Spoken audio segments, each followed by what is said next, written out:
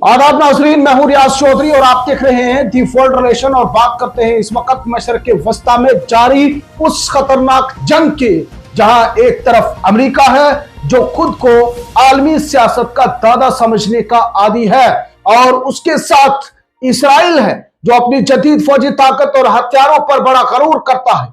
इब्तिदा में वाशिंगटन और तेल अवीव को शायद यही लग रहा था कि चंद घंटों या चंद दिनों की कार्रवाई होगी, चंद हमले होंगे और ईरान खामोश हो जाएगा, मगर मैदान की हकीकत ने इस अंदाजे को उलट कर रख दिया है, क्योंकि ईरान भी मुसलसल जवाबी हमलों से यह बता रहा है कि वो दबाव में आकर रुकने वाला बिल्कुल नहीं है।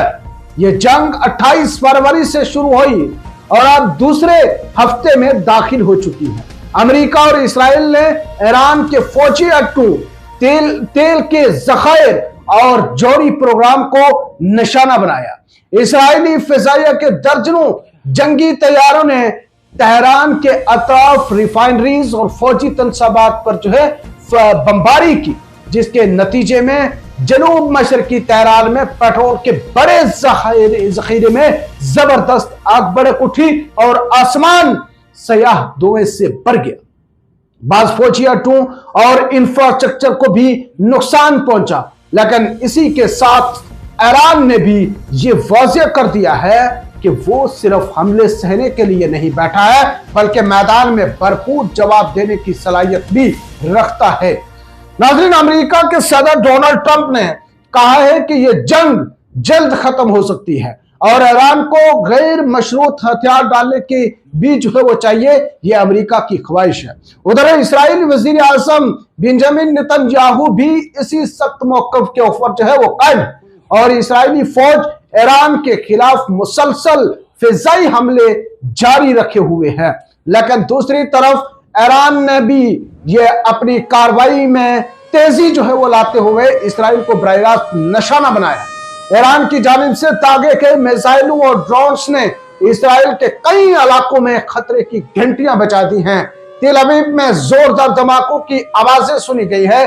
कुछ मिसाइल रिहायशी इलाकों के करीब गिरे हैं, जिससे इमारतों को नुकसान पहुंचा और कई शहरी जख्मी भी हुए हैं। बाज मकामात पर आग भड़क उठी और अमदादी टीमों को फौरी कार्रवाई करना पड़ी है। इसराइली दिफाई निजाम आयरन डोम ने कई मिसाइल रोकने का दावा किया है, मगर कुछ मिसाइल दिफाई हिसार को अबूर करने में अपने वो हदफ तक वो पहुंचने में कामयाब रही। तबाही के मंजर देखने को मिले। सिर्फ इसराइल ही नहीं, बल्कि ईरान ने खलीजी खित्ते में मौजूद अमेरिकी फौजी अड्डों को भी निशाना बनाया है। मुत्तहिदा अरब अमीरात, कुवैत और इराक में मौजूद अमेरिकी तनसीबात की तरफ ड्रोन और मिसाइल भी वो दागे गए। बाज मकामात पर धमाकों और आग लगने की इतलात भी आई है, जबकि कुछ जगहों के ऊपर दिफाई निजाम ने ड्रोन मार गिराने के दावा भी किया है। उधर दुबई में अमेरिकी कौंसलेट के करीब ड्रोन हमले किए, उसके बाद आग भड़कने की खबरें भी वो सामने आई। इससे ये वाज़ेह हो गया है कि ईरान की जवाबी हमले सिर्फ एक जगह तक महदूद नहीं है, बल्कि मुख्तलिफ महाजों तक वो फैल चुके हैं। इसी दौरान ईरान में क़यादत की एक बड़ी तब्दीली भी वो सामने आई। साबिक सुप्रीम लीडर आयतुल्ला अली खामनाई की मौत के बाद उनके साहबजादे आयतुल्ला मुज्तबा खामनाई को नया सुप्रीम लीडर मुकर्रर किया गया।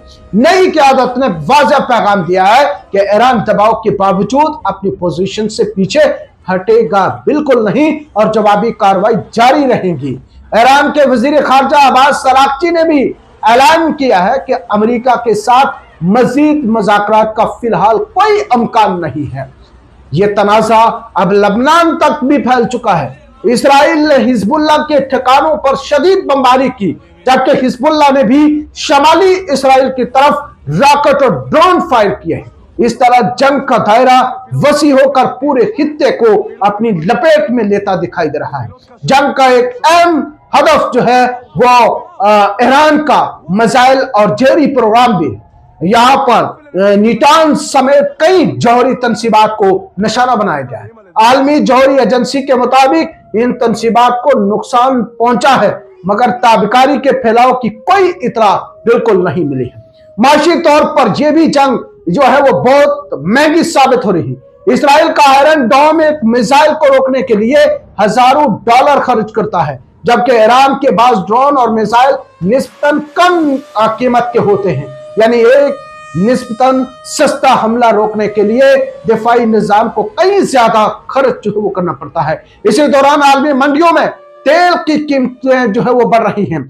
हरम्स अदनाए में जहाज रानी मुतासर हो रही है और तवानाई की आलमी मार्केट दबाव के अंदर जो है वो आ चुकी है।